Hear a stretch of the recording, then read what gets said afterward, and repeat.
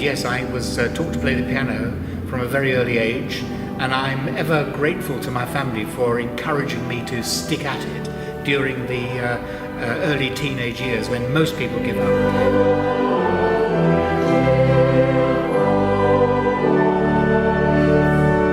I think it's a great shame now. You meet so many people who say, yes, I used to play, but I gave it up. So they saw me through those difficult years, and I used to go to music lessons, and after then I would run home as free as a bird. Hooray! No more music for a week. But obviously later on in life you come back to music in a much more meaningful way. And you went on from the piano to play the organ too? That was by accident, really, just by being in the, some would say, in the wrong place at the wrong time. Like when a vicar's wife in Hampshire says, "Can you play the piano?" And I say, "Yes." She said, "Well, we need someone to play the organ." So it's one of the things you have to forget when you're playing the organ is that it's not a piano. You can get so much out of an organ with one finger, whereas with a piano you're making all the music yourself. So I still play the organ as though I'm playing the piano, which can be difficult. Music plays a huge part in your life, always has done. Does music somehow tap in to an aspect of your faith that nothing else can touch? Oh, absolutely. I think you could also say it taps into feelings in people that other media can't approach. Music somehow just goes straight to the heart, it seems to me. And whether or not someone has faith or not, they are moved by hearing a beautiful piece of music. It surmounts boundaries, it surmounts races, it surmounts creeds.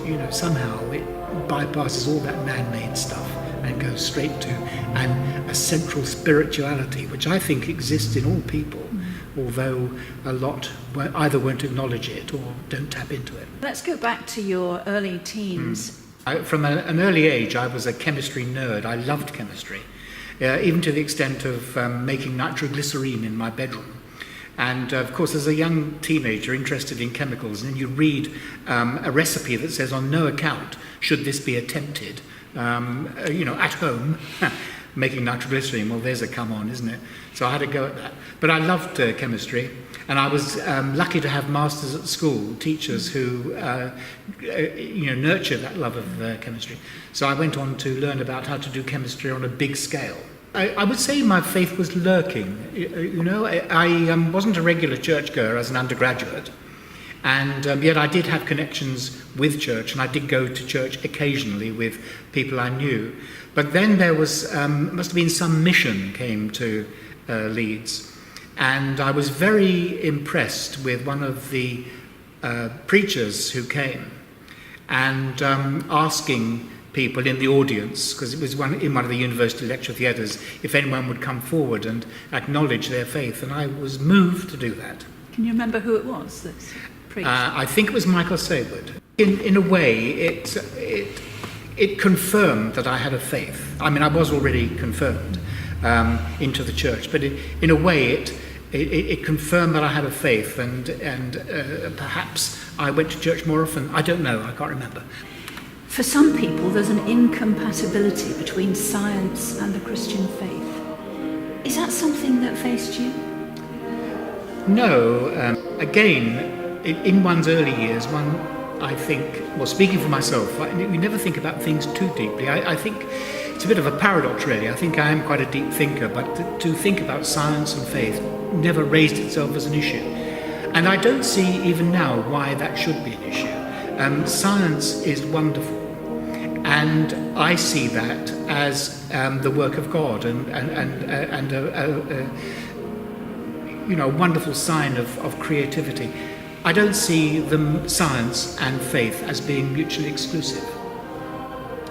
So you've never been tempted to try and come up with scientific proof? No. Someone was asking me this the other day about the resurrection and things like that, and in this modern age where we seek proof for everything, it is a difficult concept to buy into. But if you don't believe that it happened, then no proof is possible. But if you do believe it happened, then no proof is necessary.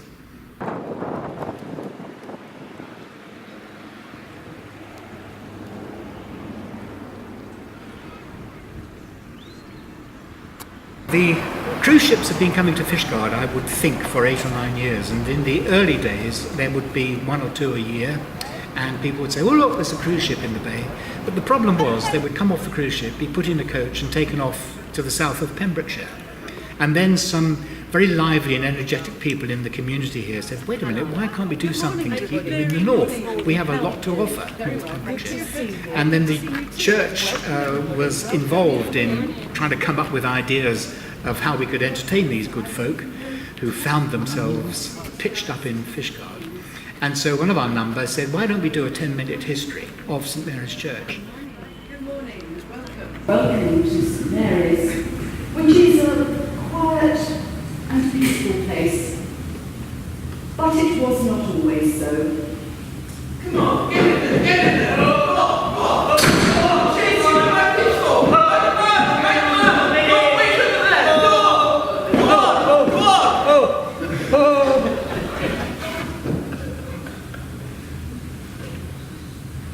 And so Jemima, Fishguard's heroine, rounded up 12 French soldiers and locked them in the church. The year is 1797, and the event was the last invasion of Britain. But Jemima was having none of it. The wonderful people who worship here are really dedicated to this being a building that's open for all, which coincidentally is the building that was built by one of my ancestors, William Rowlands. He was the vicar who came here in 1854. And he had ideas to improve matters. When I came to this church, I found a place unfit for the worship of God. We needed a pulpit, a proper pulpit, from which to proclaim the gospel. So we put together some plans for a new building, but we could not afford the building. But then a holidaymaker from the west country of England came to see us. This is certainly an act of faith. And Mr. Clark because said there are he churches would closing draw all around the United Kingdom. So this is an act of faith. But we have a wonderful position in Fishguard, and I think people in 100 years' time would be very upset had we not been doing the things that we are being guided to do. And the church certainly hasn't been standing still over the years, because you've been doing some really exciting things lately. Tell me a bit about that. Yes, we had a quinquennial inspection. Inspection and expense go quite close together. And we had to do huge maintenance work on the south wall of this church. And we decided, well, if we're going to have all this disruption, we might do some other things to improve the usability of the church as well. So we, as well as this major repair on the wall, we decided to remove the pews from the south aisle here to create a space for socialising and performance and coffee after the service. And it's worked so well. It's a really welcoming space, and we can do so much more with that space. So that turned out to be a reasonably big project. We now have another project on the go, which is an even bigger one, to build an annex on the side of the church for a meeting room and storage and a parish office and toilets, because we haven't got toilets here. And we're going to improve the entrance to the church to make it more accessible.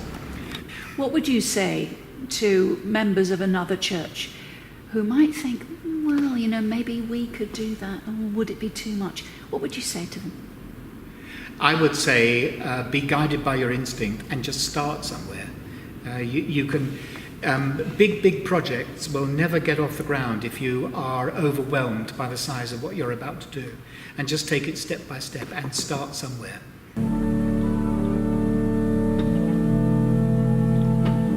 I'm very conscious of the impact that music has on the people who come to worship. I also know what pieces of music they really like to hear.